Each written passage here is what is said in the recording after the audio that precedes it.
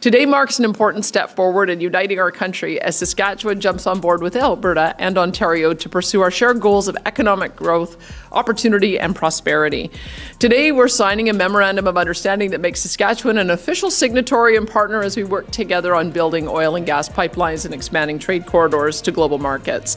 This agreement will see our three provinces advance pipelines and pathways to boost exports of homegrown energy, potash, critical minerals and agricultural products to markets across Canada and across the world. After months of negotiations with partners in the United States over a cross-border oil pipeline, Alberta has just shocked the country by saying emphatically no.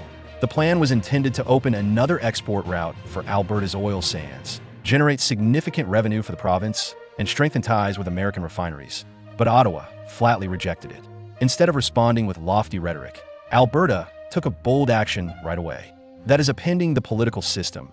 It is not merely a disagreement between a province and the federal government. Rather, it is a significant conflict over energy control and the nation's economic future. Alberta has decided to forge ahead on its own, and this is the tale of a province resisting a federal policy that it has never endorsed. This time, it has been covertly collaborating with a number of American energy companies, using existing infrastructure through Montana and North Dakota before connecting to the current refinery network. The new pipeline project's objective is to move more bitumen and synthetic crude from Alberta to refineries in the U.S. Midwest and Gulf Coast. It is not a resurrected Keystone XL, but it is headed in the same direction. Increase capacity, reduce bottlenecks, and connect directly to U.S. buyers. Alberta estimates the cost of the project at $8 to $10 billion, mostly financed by private investment from Canadian and American companies. This is a lifeline for Alberta's economy. The province depends heavily on oil and gas exports, but recently, limited pipeline capacity and rising transportation costs have forced many producers to switch to rail, which is more costly and slower. No federal funding has been requested, just a green light on the regulatory side. The province also argues that it is an environmental step forward because it would reduce emissions per barrel by reducing reliance on rail and using more advanced pipeline technology. Additionally, they emphasize that the U.S. needs Canada's heavy crude as a reliable alternative supply in an increasingly unstable world. According to Alberta, everything is in motion. A dedicated pipeline would increase export volumes, improve profitability, and create jobs. Industry is on board, U.S. buyers are prepared, the economics make sense, and most importantly, Ottawa wouldn't have to spend a dime, but federal support never materialized. Carney's government quickly rejected the plan without much discussion or additional review, acting on the Ministry of Environment and Natural Resources recommendations. The federal cabinet subtly sent a clear message that no more permits will be granted for cross-border oil pipeline projects, with a clear explanation. The proposal is not in line with the federal government's climate agenda. Since the beginning of his term, Carney has committed to working toward an energy future free of fossil fuels. Under his leadership, Canada has firmly established ties with international climate agreements and financial institutions that bolster the reduction of emissions. Ottawa has consistently stated that Canada will lead on green policy, even at the expense of short-term economic hardship. The signing of an agreement between Alberta, Saskatchewan, and Ontario to increase rail exports and build more pipelines is not only a bad plan, but it is a step completely in the wrong direction. Climate experts from Quebec say that building a pipeline through their province would prolong their reliance on high-emission fuels, slow the drive to reduce greenhouse gases, and undermine their net zero pledge. The pipeline story between Alberta and the U.S. is not just about oil, gas, or climate change. It is also a political one. Quebec and a large portion of Ontario have fiercely opposed any expansion efforts linked to fossil fuels. And both political leaders and the general public there have no desire to see Canada retrace its environmental commitments if the federal government were to support this project. The rejection of the pipeline was not just a technical decision. It was a clear message from Prime Minister Carney that Alberta's oil and gas development strategy is no longer part of the national direction. Instead, Ottawa is prioritizing clean electricity, hydrogen, critical minerals, and renewable energy projects, even though U.S. demand for oil is still high. This could alienate urban voters, the very group keeping the centrist and liberal camps in power, is being marginalized for Alberta. This seems like a purposeful economic obstacle, and they don't intend to accept it quietly. The response was swift. Less than 2 days after Ottawa rejected it, Premier Danielle Smith called an emergency press conference in Calgary, where she told provincial ministers and business leaders that Alberta would proceed with its own plan. The province announced a new plan for an oil corridor LED fully funded by private investors in Alberta without requesting federal approval. The corridor would run south using Crown land and existing private land rights, and some federal procedures would still be required to cross the border. The review and approval process will be handled internally by the province, avoiding Ottawa's drawn-out assessments. In addition to the provincial government's vow of one, Alberta has opted to steer clear of environmentally sensitive areas that may result in a federal block. With construction set to start within the next year, and Alberta not stopping there, the $2 billion loan guarantee to protect early investors should make us think twice about how dependent we are on oil in eastern Canada. Premier Danielle Smith announced that Alberta has reached a preliminary agreement with the governments of Montana and North Dakota to start surveying for the new pipeline route that either needs to come through the United States or has to be shipped in from overseas. We can't risk it anymore. We need to be independent. We need a pipeline that goes to southwestern Ontario, to one of the refineries, and be self-reliant. Smith's message was very clear. If Ottawa won't open the door to international markets, Alberta will forge its own path. She called the federal government's rejection an ideologically motivated barrier disconnected from economic reality. The two sides are also talking about cooperation on energy trade and cross-border infrastructure planning, a clear indication that Alberta is ready to work directly with U.S. states if the federal government refuses to cooperate. Rethinking the use of the Alberta Pension Fund to help finance long-term energy projects is part of the new strategy. This proposal was controversial in 2024, but is now back on the table. Smith was clear that Alberta's money, Alberta's projects, and Alberta's control have stopped waiting, whether or not a federal green light is granted. This is because the province cannot tolerate having over 140,000 direct jobs tied to the oil sands while its future is blocked by decisions made in Ottawa. Alberta is progressing, and the effects are already apparent. Without new transportation infrastructure, businesses are being forced to switch back to rail, which is slower, more costly, and riskier for companies like Suncor, Sinopec, and Meg Energy. Rising logistics costs total millions of dollars a year, making the decision to expand production more hesitant. Some projects have even been put on hold while businesses wait to see if a pipeline will be built. Although the agreement will proceed, investors are well aware that the oil industry is not the only sector impacted. Construction, engineering, and supply contracts related to major infrastructure are also on hold, and thousands of workers, including truck drivers and welders, have had to set aside their expectations for jobs along the proposed pipeline corridor communities in northern Alberta. Also, while Alberta's solution has potential, it cannot be implemented overnight. The impacted states are also expressing their frustration as officials in Montana and North Dakota have said they believe cross-border infrastructure is essential to advancing regional trade and energy. U.S. refineries that heavily rely on Alberta's heavy crude now face higher transportation costs and the possibility of higher fuel prices. These states had expected a new wave of development, but are once again left waiting south of the border. Although the federal government portrays it as a climate victory, the investment community is far from universally optimistic. Financial institutions are closely monitoring the situation and may move to countries with lower environmental and labor standards if Alberta's oil remains landlocked.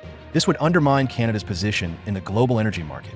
Alberta is now placing a high-stakes wager that either the province succeeds with its independent approach or it will be hindered by the very restrictions Ottawa just imposed. The result of this confrontation is leaving a significant political aftershock. The governor of Michigan is continuously threatening to shut down the pipeline. Do you know the catastrophe that would occur in Ontario? Would essentially close the nation's largest airport, Pearce International Airport, and prices would skyrocket. As a result, the premiers of Alberta and Ontario signed 2 new memorandums of understanding just days after Alberta's independent pipeline plan was announced. Calls for increased provincial autonomy started to spread throughout the West, and long-dormant Wexit groups started to actively post on social media, including conservative politicians in Saskatchewan. And even British Columbia have publicly questioned whether Ottawa still genuinely represents the interests of resource-rich provinces while voicing support for Premier Danielle Smith's position. This is not just frustration.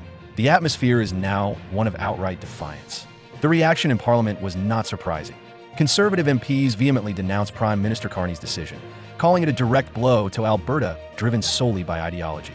During the question period, many demanded that the government give a clear explanation for the rejection and urge Ottawa to develop a comprehensive energy strategy that includes oil and gas. The federal government did not back down, though, and ministers continued to affirm that rejecting the project would be equivalent to ignoring workers and downplaying the role of remote and rural communities. According to Ottawa, sustainable growth will come from sectors like renewable energy, green technology, and electrification rather than from continued capital investment in oil and gas, an industry they see as declining. Alberta is encouraged to innovate but not to revert to the old model. This stance is supported by the Bloc Quebec, that Canada is committed to the path toward net zero emissions and that all future energy investments must align with the established climate roadmap, and some members of parliament from Ontario who claim that Alberta is exaggerating, possibly even attempting to fabricate a crisis for political purposes. Some have even called for stricter regulation of interprovincial energy infrastructure, raising concerns that Alberta's independent strategy may be challenged in federal court. However, this is much more than just a policy dispute. The province views it as a representation of the growing divide between Western Canada. As the country watches the standoff between Alberta and Ottawa, there have been developments south of the border. States like Montana and North Dakota have also expressed dissatisfaction with the Canadian government's decision, and several U.S. governors have voiced their disapproval of the Canadian government's decision. It is unclear whether the outcome will result in institutional reform or deeper division. Have been informed about Alberta's project and have indicated that they are willing to expedite the permitting process for these states. This is more than just a pipeline. It's a chance to fortify cross-border infrastructure, generate employment, and guarantee a supply of crude oil for U.S. refineries. We're joining forces with Ontario to raise our voices and intensify our efforts to forge a future for Alberta, Ontario, and Canada. With the help of this agreement, we will investigate ways to enhance networks and corridors that better connect our energy and critical minerals to domestic and international markets. We will concentrate on assisting industry in the construction of oil and gas pipelines, as well as refining, processing, and supply chains for energy and critical minerals between Alberta and Ontario. We will also seek to increase our exports across industries. So in order to help our provinces meet the ever-increasing demand on Alberta and Ontario's electrical grid, we're looking to expand the number of rail lines to increase capacity and improve access to ports, including to locations in James Bay and Southern Ontario.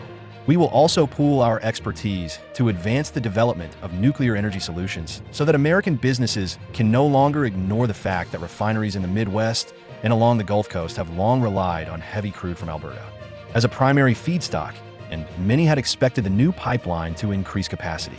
However, after Ottawa rejected the plan, everything has stopped, forcing them to return to the old option of shipping by rail, which is slower and much more expensive. Some companies have already started lobbying the U.S. Congress and the relevant states, urging them to either support Alberta's independent approach or engage directly with Ottawa. Although there haven't been any official statements, there is a noticeable amount of attention in Washington, with several members of the Energy and Commerce Committees keeping a close eye on the situation. Behind-the-scenes talks between Alberta and U.S. policymakers have started for Alberta, and this is no longer just a Canadian domestic issue. It's now a regional energy security issue, and pressure from the U.S. could play a big role. While Canada is already dealing with a number of sensitive trade files with the U.S., ranging from softwood lumber to electric vehicles, not to mention critical minerals, adding oil to that list will almost certainly make matters more complicated. One thing is certain, though, the gridlock in Alberta has now crossed international borders. If several states or major American industries push together, Ottawa may experience a wave of diplomatic friction. At the same time, Alberta is preparing for the worst-case scenario, a legal battle, should Ottawa try to block the project through interprovincial or cross-border trade laws. The United States is watching, and it is unlikely that they will remain inactive for long because Alberta has made it clear that it will move forward with or without federal backing. Premier Smith has instructed her ministers to expedite project implementation, clear regulatory obstacles, and secure support from American partners. You must realize how damaged Alberta is. In the meantime, Carney's cabinet is adamantly sticking to its established course, moving forward with the green transition and avoiding fossil fuels. However, this rigidity creates a huge economic gap that Alberta has historically filled, and it now runs the risk of being filled not by a federal solution, but by bilateral agreements Alberta forges directly with the United States. Due to the fact that pipelines are not constructed, we would have had two if we had constructed Northern Gateway, Keystone, and Energy East. 5 million barrels more per day of production, or $55 billion in GDP value annually, is worth $17 billion to my government alone and roughly the same amount to the federal government. So this is not just a minor disagreement or ideology. Oil is by far Canada's most valuable export. Any project you have that will be on the ultimate list will benefit all of Canada. But I will tell you that a bitumen pipeline will be the biggest benefit. For that reason, we will keep pushing for it because it's a good project that benefits our nation. Right now, there are $9 trillion worth of valuable, discoverable, and achievable reserves. So why would you leave that in the ground? No other nation in the world would, and we shouldn't either. The involvement of U.S. states and energy companies has escalated tensions to a new level. What started as an internal Canadian dispute has now become a matter under close international scrutiny. American refineries, state officials, and even some members of the U.S. Congress are starting to voice their opinions. If pressure from Washington keeps increasing, Ottawa won't only face domestic resistance. It may find itself in a diplomatic bind. In a difficult situation, Alberta is playing a high-stakes game. The province thinks it can overcome federal opposition and gather enough backing from U.S. states and significant business associations to follow its own course. If it succeeds, it will be the first time in modern Canadian history that a province advances an international project on its own without Ottawa's approval. However, the consequences could be dire, and the divide between the federal government and the West could widen even more. One thing is certain, though: Alberta is not waiting for agreement. And by taking this course of action, the province has compelled the entire nation to reevaluate who actually has the authority to determine Canada's energy future.